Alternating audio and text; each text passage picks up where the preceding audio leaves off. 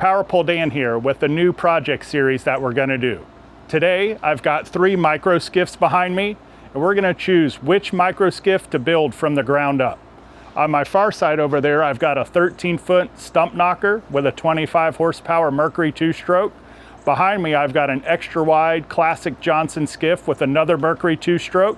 And then we picked up an Alumacraft tunnel hull, which will be really cool for running very, very shallow. But today we're gonna go over, should we choose the fiberglass skiff, which will be nice and quiet and silent, or do we go with a little bit noisier tunnel hull skiff to run extremely shallow? To start this project off, we got all of these boats here on Facebook Marketplace with a goal in mind. It's winter time here in Tampa Bay, which means we have very low negative tides. So our goal is to build a micro skiff that can, one, fish shallow and run shallow. But also we want to take this boat up to the nature coast where there's a lot of hard lime rock, which can really do damage to the bottom of the boat. So I think in the end, we're going to choose the aluminum tunnel hull to try and get in and out of those low tide creeks up on the nature coast. Let's take a look at all 3 boats and go over what plans we're going to do. So the first boat we picked up 4 months ago for our low tide project was this stump knocker right here. It was a cool small 13-foot stump knocker just to get us out on the water, and then all of a sudden we started picking up more and more boats to start this project. What I liked about the stump knocker, you can see the sides of the boats have a nice hard angle, so it's not rolled, which means for such a small boat it was actually extremely stable. When we picked it up, it came with a small 8 horsepower Evinrude that could not get the boat on plane.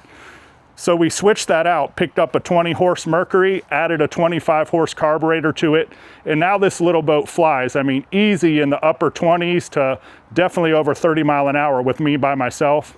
For all these boats, we put the Power Pole Micro with the trolling motor clamp so I can move it from boat to boat as we're doing this project. I'll bring my partner over here, Nathan. He's gonna show you the width of this boat. So you can see the stump knocker is sitting right at around 51, 52 inches. So plenty of room and definitely stable. It's got some real easy storage right here. But the first boat was the stump knocker. From there, we moved up to the Johnson skiff.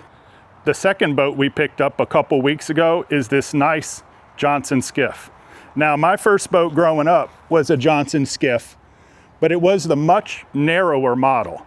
This boat's 14 feet, 10 inches, and you can see going from the small stump knocker, this extra wide Johnson skiff really got us a whole lot more room. Same type of side storage. It does have the rounded gunnels, but the extra width still gives us the stability we wanted, and it actually fishes very, very, very quiet. If I can get Nathan over here, he'll show you the width on this one. Looks like we're sitting right at 67, 68 inches.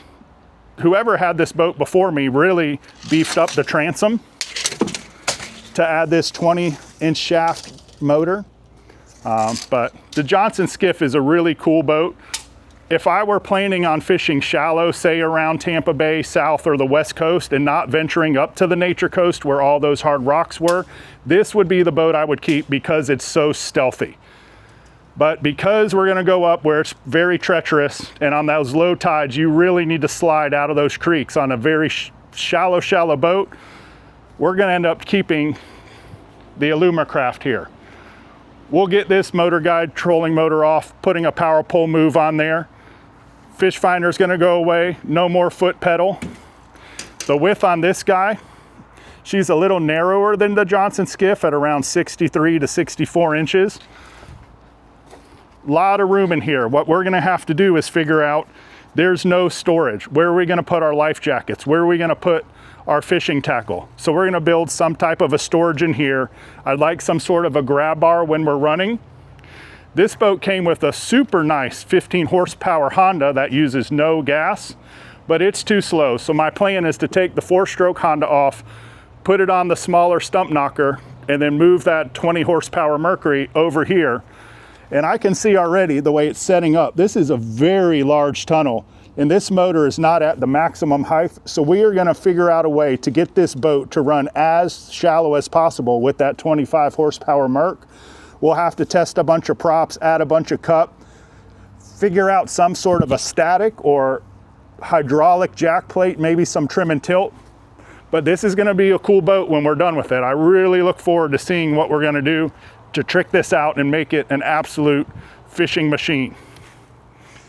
Stay tuned for the next project, swapping some motors around, and then we'll start working on this boat right here, tricking it out to be a Nature Coast micro skiff killer.